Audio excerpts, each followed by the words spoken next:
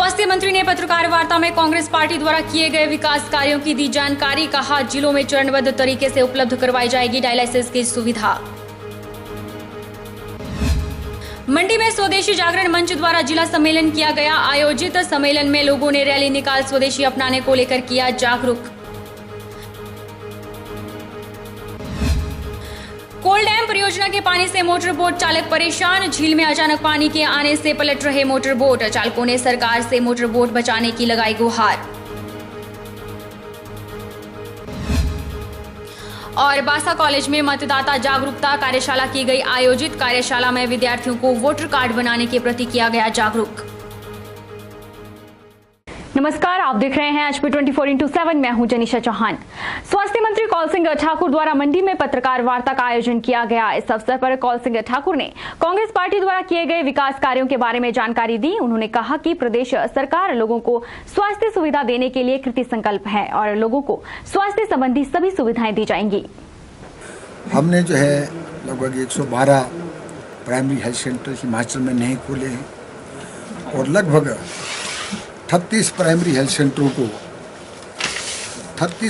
Health सेंटरों का दर्जा बढ़ा करके हमने सामुदायिक स्वास्थ्य केंद्र बनाए और लगभग 28 कम्युनिटी हेल्थ सेंटर को 6 बिस्तरों से 30 बिस्तर मतलब बनाया। सिविल हॉस्पिटल बनाया 50 बिस्तर, 30 से 50 बिस्तर का। और मंडी जिला में ही सिर्फ 5 सिविल हॉस्पिटल थे आज तक पूरे जिले में। 5 हमने नए सिविल हॉस्पिटल मंडी में कराया और 10 सिविल हॉस्पिटल मंडी में हो गए हैं और 12वां एक और होने वाला है। इसके साथ ही कोई लगभग 625 डॉक्टरों की हमने पिछले 4.5 साल में भर्ती की है। लेकिन जिस तरह से स्वास्थ्य विभाग में विस्तार हुआ है, अभी हमको लगभग 600 डॉक्टरों की और कमी है, जिस कमी को पूरा करने के लिए हर मंगलवार को डायरेक्टर के दफ्तर में हमारी इंटरव्यू होती है और उन डॉक्टरों को हम लगा देते हैं।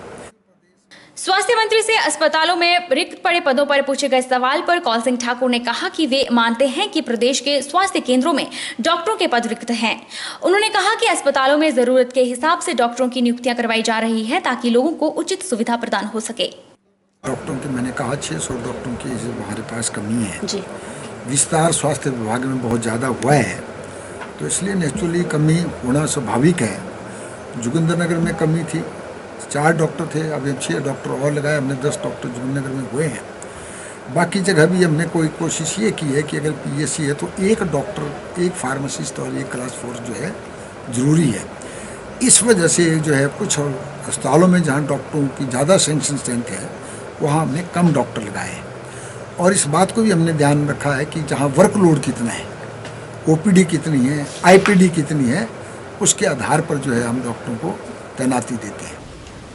स्वदेशी अपनाने को लेकर मंडी में एक पत्रकार वार्ता का आयोजन किया गया, जिसमें दिल्ली से आए स्वदेशी जागरण मंच के राष्ट्रीय संगठक अश्वनी लाल ने स्वदेशी अपनाने को लेकर जानकारी दी। उन्होंने बताया कि चीन द्वारा बनाई गई सामग्री का लोग इस्तेमाल न कर स्वदेशी अपनाएं और लघु व्यापार को बढ़ावा दें।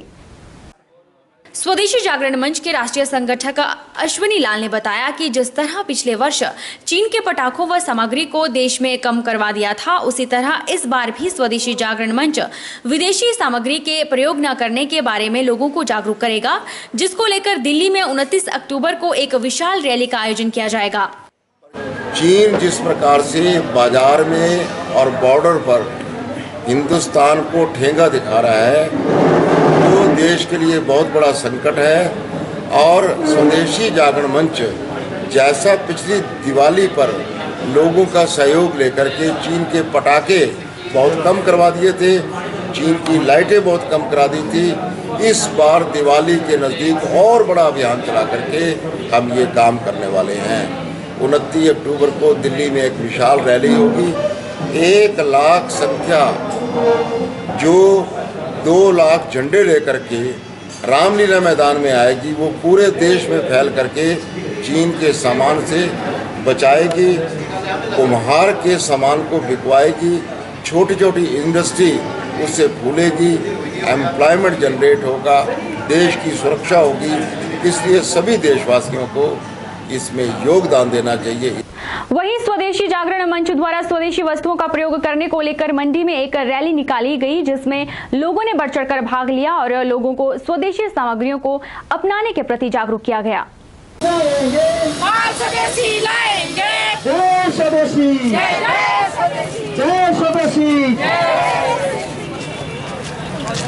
14 जुलाई 2017 को स्वदेशी जागरण मंच ने मंडी जिला में स्वदेशी जागरण मंच का जिला सम्मेलन का आयोजन किया, जिसमें सैकड़ों की संख्या में स्वदेशी कार्यकर्ताओं ने अपनी उपस्थिति दर्ज करवाई।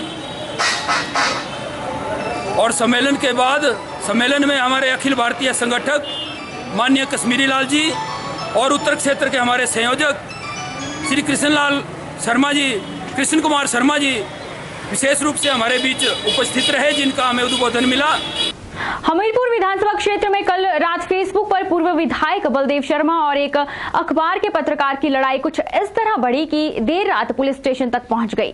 ठाकुर ने बलदेव शर्मा, विवेक और अश्विनी 3 लोगों के खिलाफ शिकायत दर्ज करवाई, जिसमें फेसबुक के माध्यम से अभद्र टिप्पणियां करने का आरोप उन्होंने लगाया है। इस पर पुलिस ने मामला दर्ज कर लिया है और छानबीन की जा रही है। बीती रात को बड़सर पुलिस स्टेशन में रिपोर्टर हैं मिस्टर S.K. ठाकुर, उन्होंने हमारे पास कंप्लेंट दर्ज करवाई है कि उनके फेसबुक अकाउंट पे किसी ने जो है अभद्र टिप्पणियां की है। ये शिकायत हमने दर्ज कर ली है और इस पर फर्दर जांच चल रही है। गोविंद सागर झील में अचानक से पानी आने के कारण बिलासपुर जिला के मोटरबोट चालकों की नींद उड़ चुकी है। समस्या कोलबांध परियोजना से पानी छोड़े जाना है। हालात यह है कि कोल डैम से पानी कब आ जाएगा, इसका कोई सही समय किसी को पता नहीं होता, जिससे गोविंद सागर के किनारों पर बंधे हुए मोटरबोट पलट रहे हैं। मोटरबोट चालकों की माने तो कोल डैम परियोजना से पानी छोड़े जाने से यह स्थिति पैदा हो रही है और उनकी नींद उड़ चुकी है। दिन में तो वह अलर्ट भी रहते हैं, लेकिन रात को चौकीदारी कौन करे। अब समस्या यह बन रही है कि कोल डैम परियोजना से आगे गोविंद सागर झील में पानी का स्तर कब बढ़ जाए, इसका कोई सही समय नहीं है। हालांकि जिला प्रशासन पानी छोड़ने से पहले सायरन बजाकर अलर्ट भी जारी करता है, लेकिन रात के समय कोई अलर्ट नहीं है, जिससे यह परेशानी बनी हुई है। जिस टाइम हमारे बोर्ड ठीक रहे सिर्फ, जिस टाइम पानी घटा उस टाइम हमारे बोर्ड मुंदे हो जाए, कभी पानी पर हो जाए, कभी टेढ़े हो जाए। अहड़ा चाहे भी जगह पानी फिक्स जो रहे, बोट हर सेफ चली रहो, बची रहो। नहीं है पानी पर 2 घंटे बाद पानी सूख जाना। अच्छा, ये पानी देना या दिने दो पानी जो मुलाजिम लंघ है, काफी बच्चे स्कूल बच्चे लंघ रहे हैं। बस परमानेंट इतनी पब्लिक लंघ है उस टाइम जो मतलब पानी छो तो ठीक है, दिने पानी छो 8 बजे पानी आई जाओ, इसके बाद 4-5 बजे काम कर दो। बता दें कि 800 मेगावाट की कोल डैम परियोजना में पीछे से सतलुज नदी का पानी आने से जल भराव हो रहा है और परियोजना के अधिकतम जल स्तर से ऊपर जाने पर पानी को छोड़ना भी प्रबंधन की मजबूरी है। ऐसे में पानी कब छोड़ा जाएगा, इसका कोई सही अंदाजा नहीं लग पा रहा है। वक्त चला है छोटे से ब्रेक का। ब्रेक के उस पार फौरन लौटेंगे, आप बने रहिए हमारे साथ।